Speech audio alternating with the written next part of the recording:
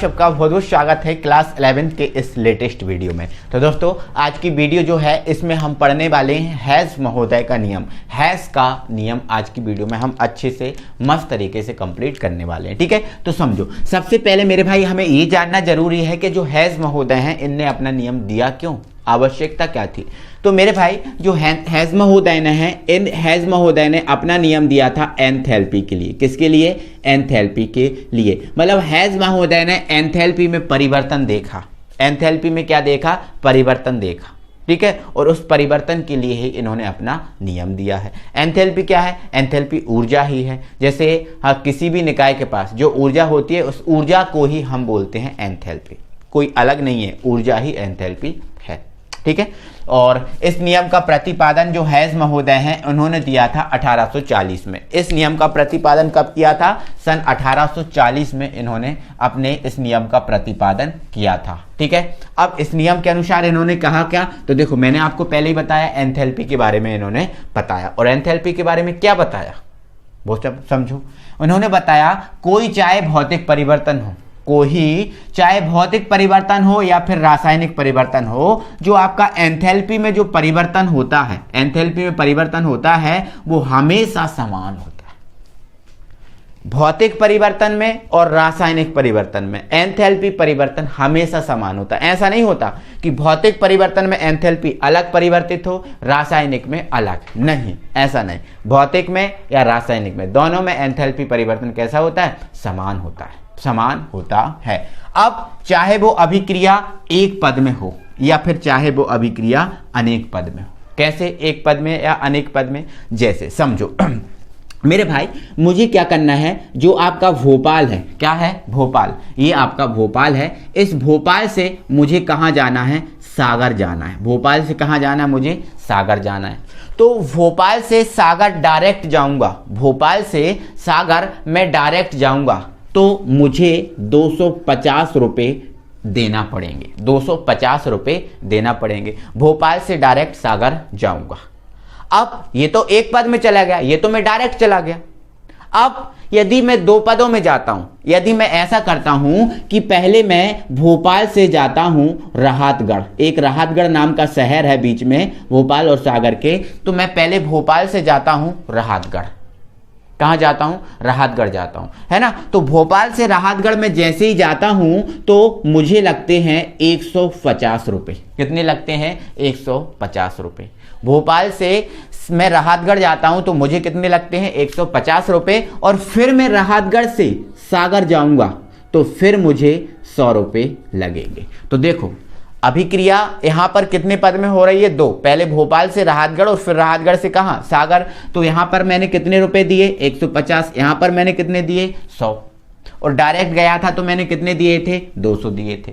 तो इसको और इन दोनों को जोड़ लो, क्या बराबर आ रहा है? बिल्कुल बराबर आ रहा है, बिल्कुल बराबर आ रहा है। तो इसी प्रकार मेरे भाई ये अभिक्रियाओं में होता है। अभिक्रिया एक पद में हो या फिर अनेक पद में, एंथैल्पी में परिवर्तन हमेशा हमेशा समान होता है, वो परिवर्तित नहीं होता, है ना। वो ज्यादा कम नहीं होता। हाँ, एंथैल्पी में परिवर्तन हमेशा समान होता है। जैसे हमने यहां पर देखा, भोपाल से डायरेक्ट सागर गए तो 250 लगे, है ना। यदि हमने ऐसा किया कि भोपाल से पहले राहतगढ़ आ गए तो 150, फिर राहतगढ़ से सागर तो 100, तो टोटल क्या हुआ? 250। मतलब ये 250 जो आपका 250 है वो 150 और 100 के योग के बराबर हुआ।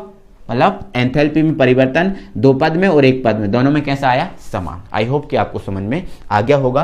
तो अब जो हैज़ का नियम है ना, हैज़ के नियम का हम बनाते हैं स्ट्रक्चर। क्या बनाते हैं? स्ट्रक्चर। समझ रहे हैं ना, स्ट्रक्चर बनाते हैं। ठीक है, जैसे मान के चलो ए कोई अभिक्रिया है, ये कोई एक अभिक्रिया है जो ए से बी बना रही है। क्या बना रही है? ए से बी। ये कोई अभिक्रिया है जो ए से क्या बना रही है? बी। तो ए से बी बनाने में इसमें जो एंथैल्पी में परिवर्तन होता है वो होता है डेल एच। ए से बी बनाने में एंथैल्पी में परिवर्तन कितना होता है? डेल एच होता है। कितना होता है? Del H. ठीक है, अब ये अभिक्रिया अभी तो एक ही पद में हो रही है, लेकिन ये अभिक्रिया अगर ऐसी ना हो, इस टाइप से हो कि पहले ये जो ए है, ए से बने सी बने, ए से क्या बन जाए? सी बन जाए। तो जैसे ए से सी बनता है तो इसमें एंथैल्पी में परिवर्तन होता है डेल H1। क्या होता है डेल H1, ठीक है। और फिर C से क्या बन जाए, B बन जाए, तो इसमें जो एंथैल्पी में परिवर्तन होता है वो होता है डेल H2। क्या होता है, डेल H2, है ना। तो यहां पर जो आपका डेल H निकला है वो डेल H इन दोनों के योग के बराबर होगा, इन दोनों के योग के बराबर होगा।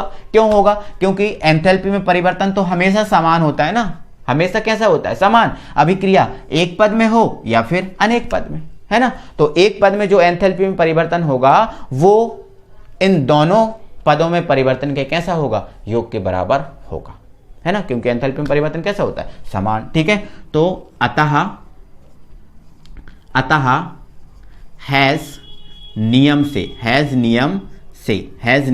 से क्या हो जाएगा, हैज नियम से हो जाएगा डेल H, मतलब एक पद में जो एंथैल्पी में परिवर्तन हुआ है वो इसके और इसके योग के बराबर होगा, डेल H1 और डेल H2 के योग के बराबर होगा। मतलब विभिन्न पदों में जो एंथैल्पी में परिवर्तन होगा वो कुल एंथैल्पी में परिवर्तन के बराबर होगा। जैसे इसमें किया था ना, ये इन दोनों के योग के बराबर था, तो उसी प्रकार ये इन दोनों के योग के बराबर होगा। आई होप कि आपको समझ में आ गया होगा। तो हैज के नियम का ये क्या हो गया, स्ट्रक्चर हो गया। क्या हो गया, स्ट्रक्चर। अब जो आपने हैज नियम का स्ट्रक्चर पढ़ा है, इसका मेरे भाई मैं एग्जाम्पल और बता दे रहा हूं, ठीक है। ये तो मैंने समझाया था, इसको मैं हटा दे रहा हूं, अब मैं आपको इसका एग्जाम्पल बता दे रहा हूं, ठीक है। तो आप अपनी कॉपी में हेडिंग डाल लीजिए एग्जाम्पल, क्या, एग्जाम्पल, ठीक है। चलो समझाता हूं। जैसे कार्बन, जैसे मैं क्या कर रहा हूं, कार्बन के दहन से CO2 बनता है। कार्बन के दहन से क्या बनता है, CO2 बनता है। मेरा ये एग्जाम्पल है। यदि हम कार्बन को जलाएं, कार्बन को दहन कराएं, मतलब कार्बन को जलाएं, तो हमें CO2 प्राप्त हो जाता है। क्या प्राप्त हो जाता है, CO2, है ना। तो आप इसको, यदि ये जो आपका कार्बन है, यदि इस कार्बन को यदि हम ज्यादा मात्रा में ऑक्सीजन दे दें, यदि कार्बन को ज्यादा मात्रा में ऑक्सीजन दे दें, तो हमारा बन जाता है CO2। क्या बन जाता है, CO2 बन जाता है। यदि हमने क्या बोला, यदि हम इस कार्बन को ज्यादा मात्रा में ऑक्सीजन दे दें तो हमारा डायरेक्ट CO2 बन जाएगा, डायरेक्ट CO2 बन जाएगा। और जब डायरेक्ट CO2 बनेगा तो इसमें जो आपकी एंथैल्पी होगी, एंथैल्पी परिवर्तन होगा, वो आपका होगा डेल H बराबर माइनस 393.5। ये एंथैल्पी परिवर्तन होगा। इसको मात्रक होता है कैलोरी, तो कैलोरी में लिख दो, है ना। यदि हम डायरेक्ट कार्बन को ज्यादा ऑक्सीजन देकर जलाएं तो हमें CO2 प्राप्त हो जाता है और इसमें एंथैल्पी परिवर्तन होता है ये, ठीक है। और दूसरा तरीका, ये तो हमने एक ही पद में बना लिया। दूसरा तरीका, यदि हम इस कार्बन को, जो ये कार्बन है, यदि इस कार्बन को हम ज्यादा मात्रा में ऑक्सीजन ना दें, ज्यादा मात्रा में ऑक्सीजन ना दें, यदि हम इसको कम मात्रा में ऑक्सीजन देते हैं, कम मात्रा में ऑक्सीजन देते हैं, है ना, तो ये 2 से 2 कट जाता है और पहले हमारा बनता है CO। क्या बनता है, CO। क्या बनता है, CO।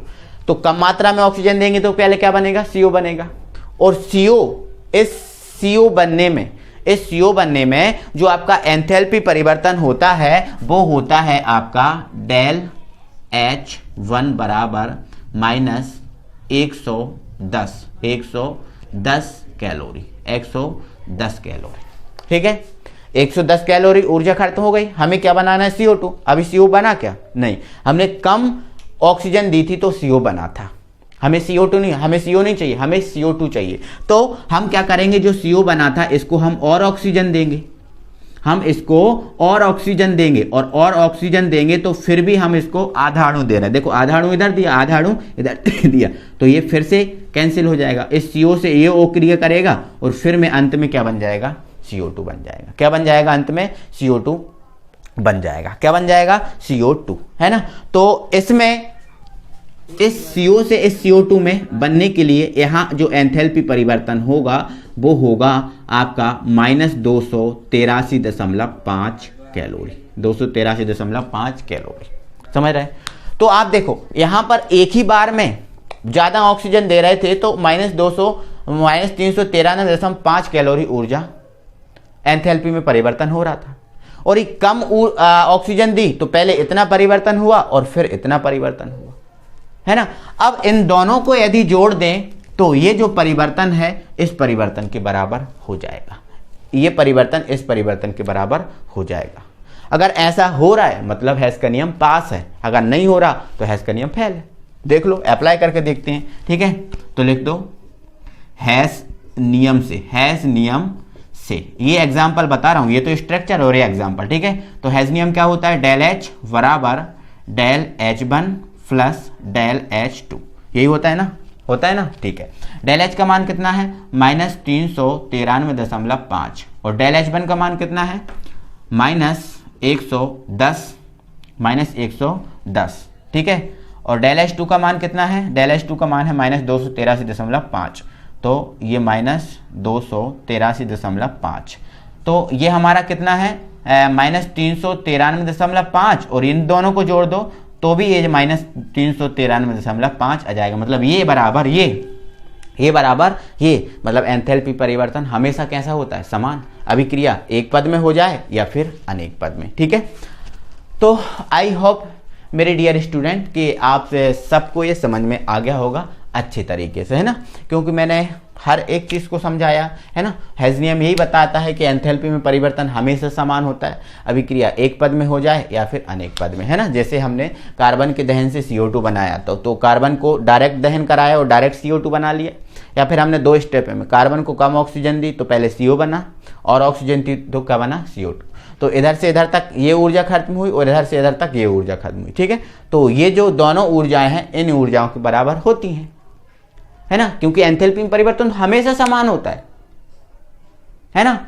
चाहे इसको 4 पद में भी करा देते तो वो चारों का योग इसके बराबर आता, 10 में करा लेते तो 10 का योग इसके बराबर आता, क्योंकि एंथैल्पी में परिवर्तन हमेशा समान है। ये चीज उन्होंने हवा में नहीं दी, कई सालों तक इन्होंने ये चीज का प्रयोग किया और उस प्रयोग के बाद इस नियम को उन्होंने दिया, है ना। तो डियर स्टूडेंट समझ में आ गया होगा, कोई प्रॉब्लम नहीं हुई है ना। तो दिल से आप वीडियो को लाइक कर दीजिए। अभी तक आपने हमारे चैनल को सब्सक्राइब नहीं किया तो चैनल को आप सब्सक्राइब कर बेल आइकन को जरूर ऑन कर लीजिए ताकि हर एक अपडेट से आप अपडेट रहें। ठीक है, चलो, थैंक यू वेरी मच।